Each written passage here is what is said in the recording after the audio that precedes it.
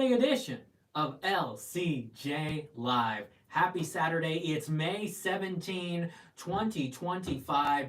Thanks for being here. If you're watching live on YouTube, appreciate it here on a Saturday. And if you're watching on the replay as well, thank you. Welcome to LCJ Live. We're going to talk about the Friday box office. It's not the weekend box office, though it is box office involving the singer The Weeknd. We'll get into that as well. Plus, Lilo and Stitch is heading to theaters, going to have a massive Memorial Day weekend, along with Mission Impossible: The Final Reckoning, and a few other movies that open next weekend in theaters and on streaming services. We'll get to all of that here and more coming up on LCJ Live, the Saturday show. Thanks for being here. Let's go. Final Destination Bloodlines is number one. It's going to be number one for the entire weekend, as expected, around $40 million.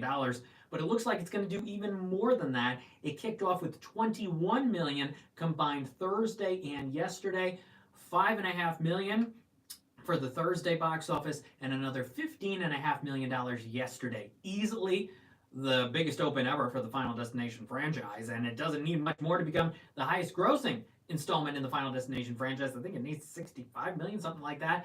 Not adjusted for inflation, of course, but Warner Bros. Thrilled with this. They had a Minecraft movie number one, they had Sinners number one, and now Final Destination Bloodlines. Also, Mickey 17 was number one, I believe, on its opening weekend. So Warner's is doing good this year. Bouncing back. Mickey 17 didn't make a lot of money, neither did Alto Knights or Companion, but now with these three, Warner's is in good shape and it's going to have a good summer as well, with Superman and F1, among other movies, Weapons as well coming out. So Final Destination Bloodlines, 21 million so far, and looking at a $43 to $46 million opening weekend, already the fourth biggest film of the year for Warner Brothers. And believe it or not, Sinners made more money than Thunderbolts both on Thursday and yesterday. Sinners with 4.4 million, it's at 229.8. It is the eighth biggest film for Warner Brothers since 2018. That's pretty good.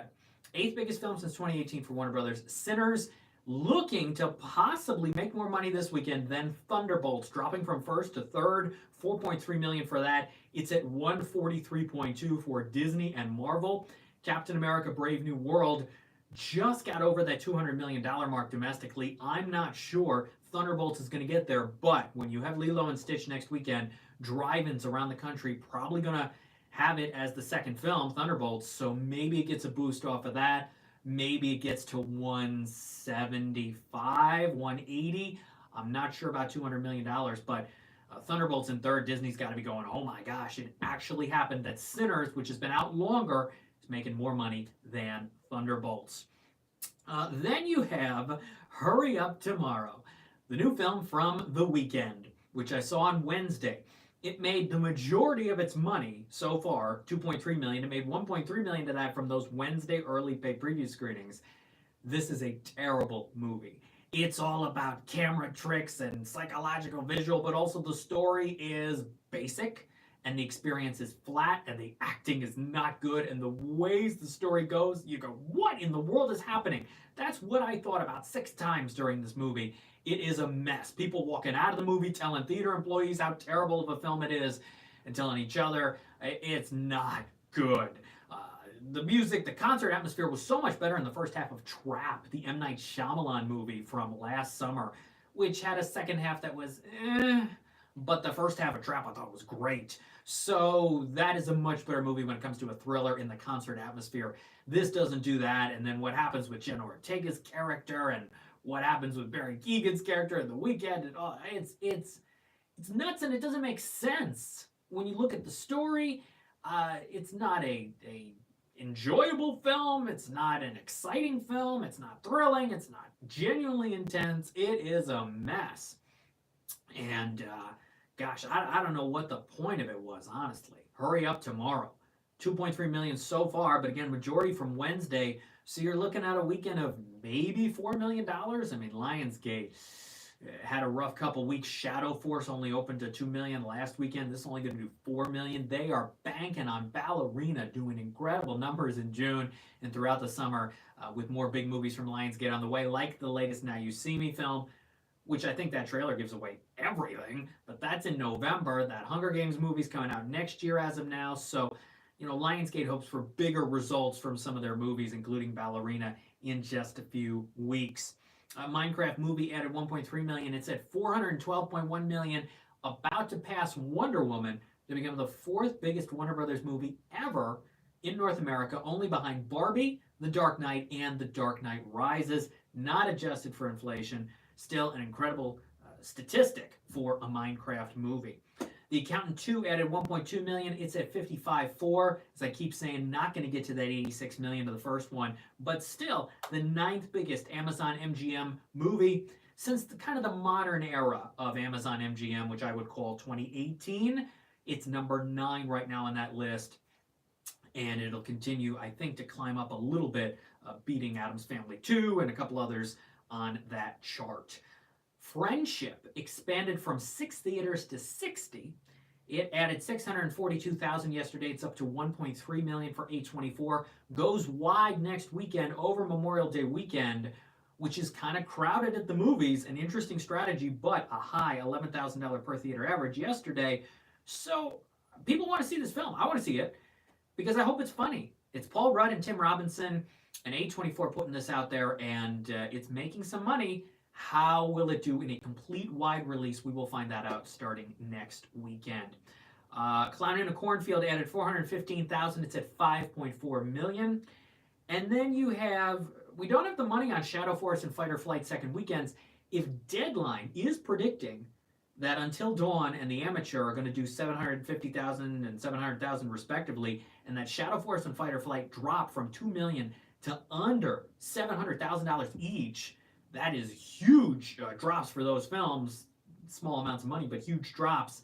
I'm going to be surprised if they're out of the top 10, but maybe that is the case. Those official results, of course, will be released tomorrow. King of Kings, which was in the top 10 last weekend, is up to 59.5 million. I don't think it's going to be in the top 10 this weekend, but you never know, grabbing those final couple spots. At the weekend box office, I want to mention a couple TV things, and then we'll get into the movies. Send in your questions and your comments as well if you're here on the special Saturday edition of LCJ Live. Thanks for being here. We won't be here tomorrow for LCJ Live. We'll be back next Sunday, which will be the 25th. And on the 25th, it will be a Lilo and Stitch Mission Impossible Memorial Day weekend box office juggernaut of a weekend. And we'll get into that in a second. I want to mention Shark Tank, which last night had its final episode with Mark Cuban, who leaves the show after about a dozen years, maybe a little more.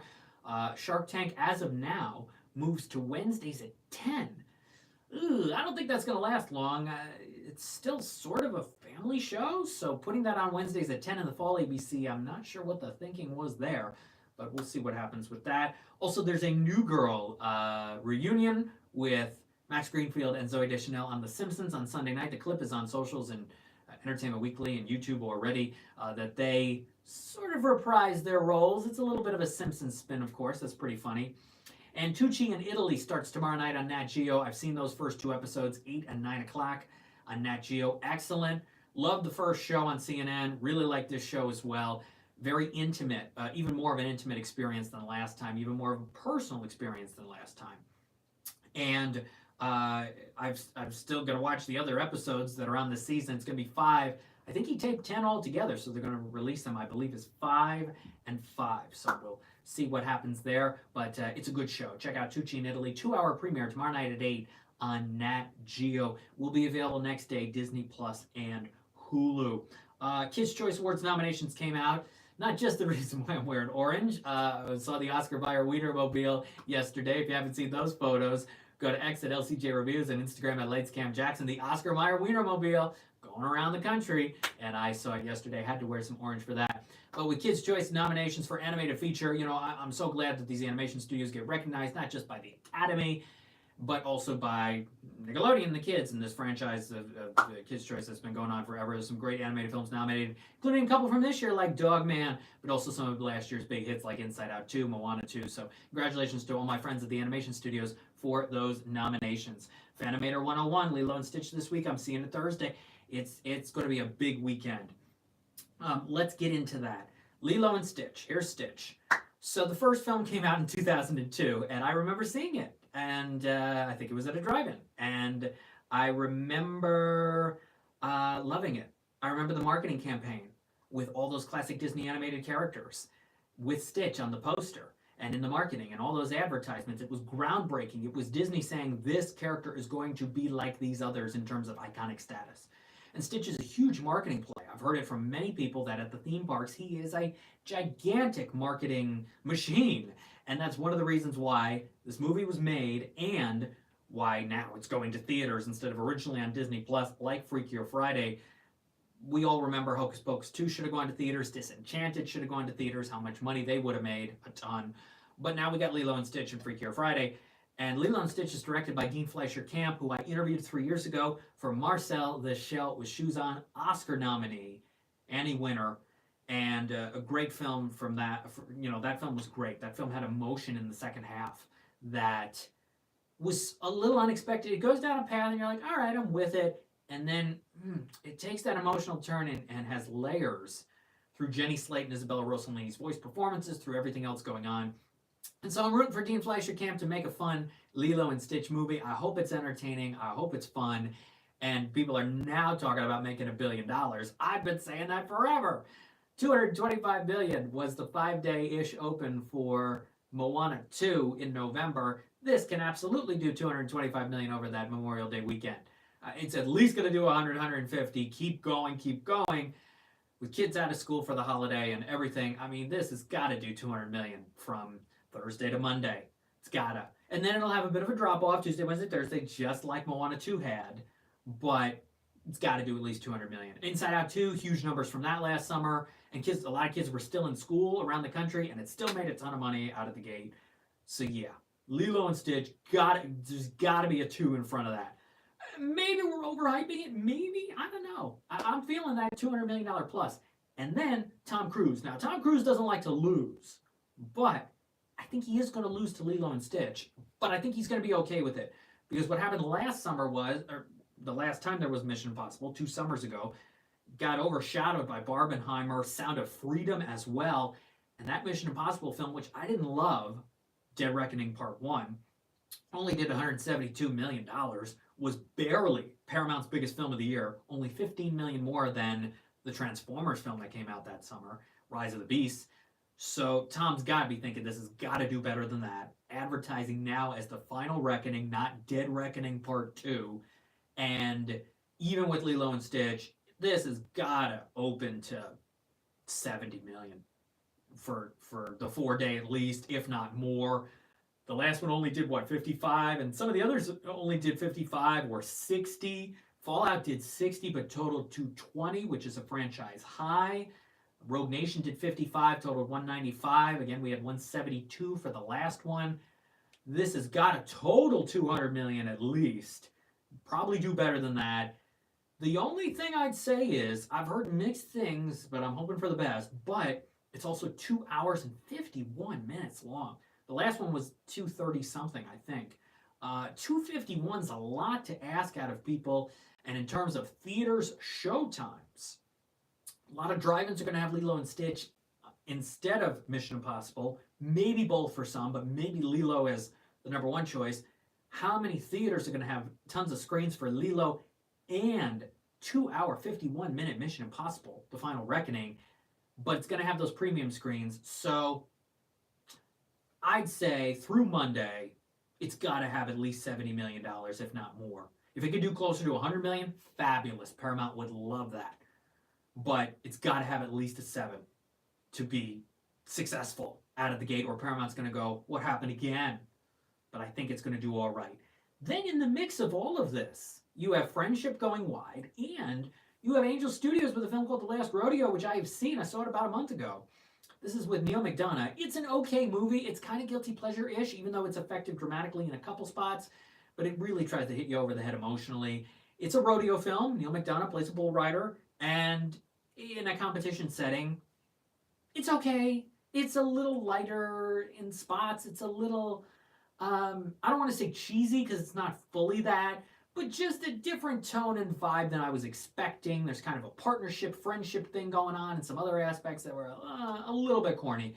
It's not my favorite of Angel Studios films to come out in recent months or last couple of years, but coming off the success of King of Kings, we'll see how The Last Rodeo does. And then for also in theaters, The New Boy, select theaters. I've seen it. Kate Blanchett, new drama. I will have my opinion on that Monday. And then at home, you have Fountain of Youth, Guy Ritchie's new action film with John Krasinski and Natalie Portman on Apple TV Plus. I'll be checking that out this week coming up. And a film I have already seen that I love, probably the best movie of the year. It's this and Parthenope as the two best films I think of this year. Audrey's Children right up there as well, probably number 3.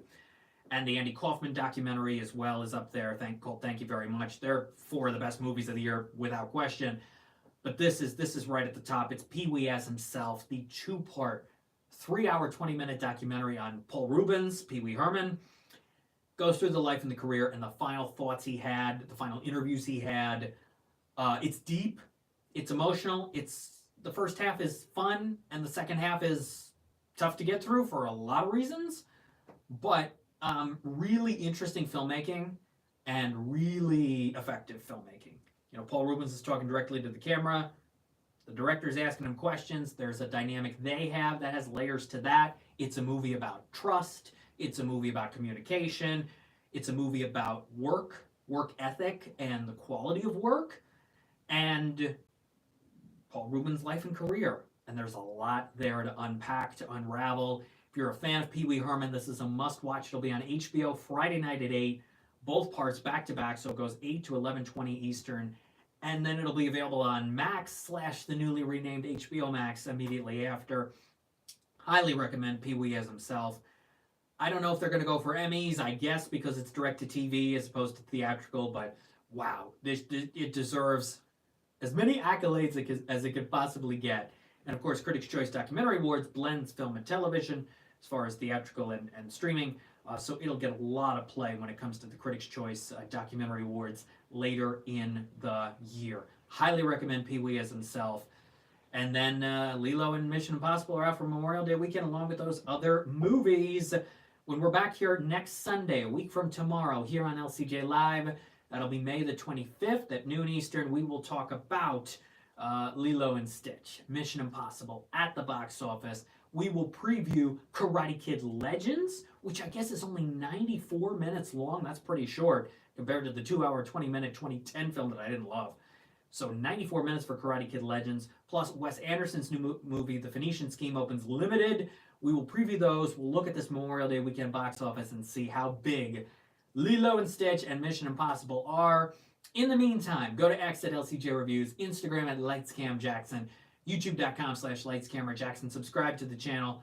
Turn on your notifications.